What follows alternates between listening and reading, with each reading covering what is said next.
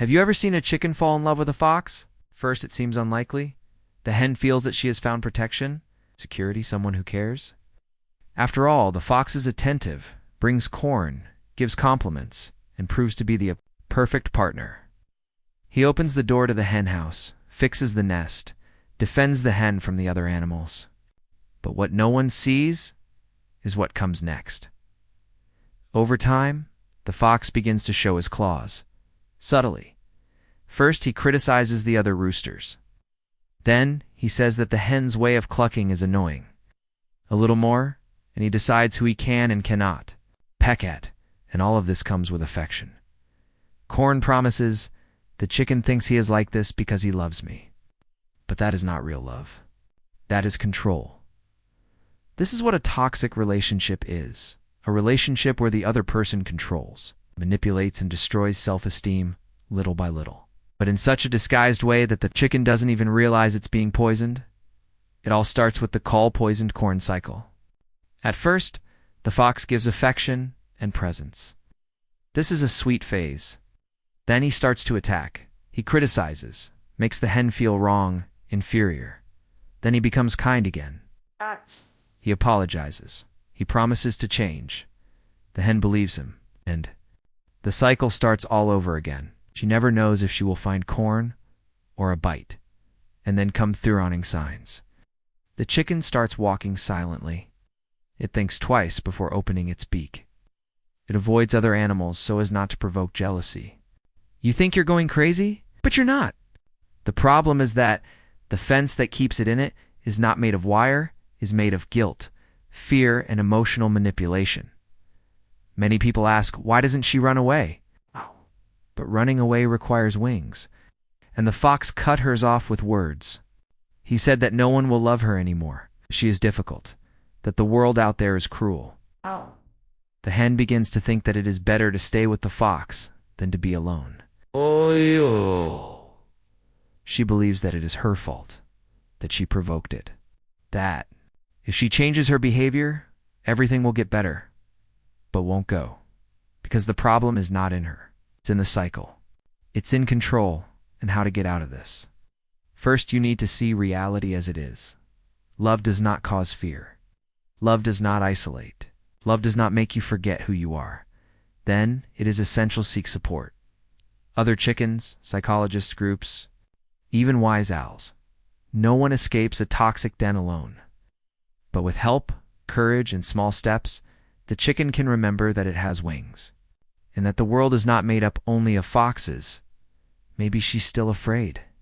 Maybe she cries. Maybe she goes back to the fox sometimes. But each time she walks away, she understands a little more that freedom is more important than poisoned corn. Toxic relationship is no smell of blood. Smells like control disguised as affection. If you saw yourself in this story, or know someone who is in this kind of chicken coop, share this video. The forest can be dangerous. But chickens were not born to live trapped and afraid to fly. And remember, this is Raposa Psychologa. And here your emotions are respected. Subscribe to the channel for more reflections like this. See you in the next video. What is gaslighting? Imagine a house full of mirrors. Beautiful, smooth mirrors that show who you are. Now, imagine that one day, someone starts to crack these mirrors, one by one. Small cracks. At first, almost invisible. But over time, you look, and you no longer know if what you see is real. This is gaslighting, a manipulation tactic that makes you doubt your own memory, your perception, even your sanity. Who does this? The gaslighter. The clever fox who loves to break mirrors and confuse you. Now, let's understand how this tactic works. Gaslighting doesn't happen all at once. It's a process done little by little.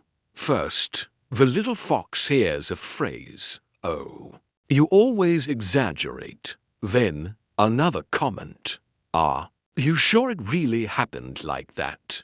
I think you're remembering it wrong." And another, "You've been very sensitive lately." Each sentence is like another crack in the mirror. Every day, the image the little fox sees of himself becomes more distorted. He begins to wonder, is it me? Am I going crazy? And what happens to the little fox's psychology? She no longer trusts her own eyes. She no longer believes in her memory. She begins to depend on the vision of others to know what is real. Her self-esteem is fading, and with each broken mirror, more doubt, more insecurity. In the end, she barely recognizes who she is. But is everything they say about gaslighting true? Time to bust some myths. Myth number 1. Gaslighting only happens in couples. Wrong. It happens in families, at work, in friendships, any relationship where one fox wants to control the other. Myth number 2. If you realize you're being gaslighted, it's not gaslighting. Wrong again. Many little foxes realize that they are being manipulated, but they are already so confused that they don't know how to react. How to identify a gaslighter. Watch for the signs. You start to doubt everything you remember. You become insecure. You feel guilty for no reason. You start to isolate yourself. And most dangerous of all, you start to think that only the other person's point of view matters. If all the mirrors around you look cracked, maybe it's not just a coincidence. Maybe someone is doing it on purpose. Now, if you suspect you are being gaslighted, what should you do? First, breathe. You are not alone. Second, talk to someone you trust, a friend, a therapist. Third, record facts. Write down what happened. This helps you reconstruct your reality. And most importantly, start picking up the pieces. Replace the broken mirrors with new ones. Mirrors that show who you really are. Because you are not what others say. You are what you see when you look clearly. If this video helped you understand what gaslighting is, share it with more little foxes who need to hear this. And subscribe to the channel for more videos from Raposa Psychologa. What is emotional dependence? Imagine it like this. A burrow, small, closed. There is no padlock. There is no chain. The door is open. But there's a chicken inside, and it won't come out. Why? Because she believes that inside there is everything. She needs a little affection, a little attention, a little security, and some corn or other to stave off hunger, outside, danger, loneliness, uncertainty. Inside the den. At least the known. Even if this acquaintance is tight, even if it hurts, even if it's not true love. And that's how emotional dependence begins. When the chicken believes that it can only be happy, there, even if it hurts it, how does it start? Usually with a prize corn. The fox arrives with some beautiful corn. Golden, tasty. He praises it. He enchants it. The chicken thinks, I've never seen corn like that. Little by little, the fox says, this corn, only you deserve it. But with one condition, you need to stay here, in the den. And the hen, delighted, accepts, stay, eat, think you found someone special. And more. And more. She becomes convinced that it is there, and only there, that she will be happy. But the hole is getting tighter and tighter, and the chicken, increasingly dependent. Freedom, go away, slowly. Why doesn't the chicken come out of its hole? Fear. fear of not finding other corn, fear of being alone, fear of being rejected, and worse, guilt. The chicken starts to think, if the fox is far away, it is my fault. If the corn disappeared, it's because I wasn't good enough. I need to try harder. And so, even with the door open, even with the field outside, she doesn't leave. Because the mind is trapped, not the body.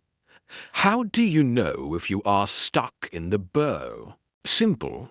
You expect approval all the time. If the fox praises you, you feel happy. If the fox criticizes, you feel like crap. Your emotions are no longer yours. You stopped doing things you enjoyed, stopped finding other chickens. He isolated himself.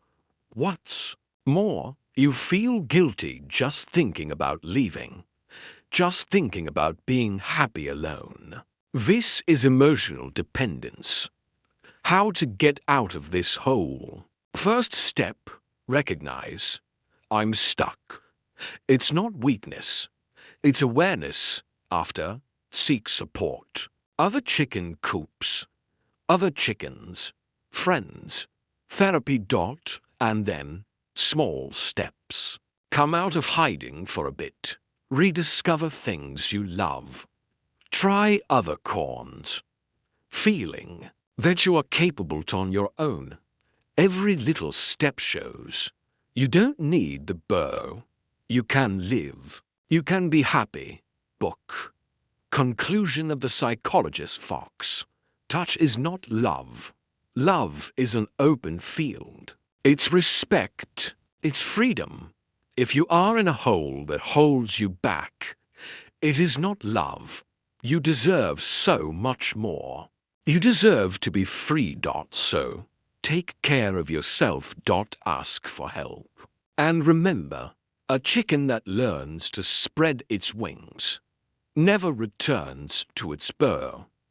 If you liked this story, share it. And if you want more lessons from the Psychological Fox's Den, subscribe to the channel. See you next time.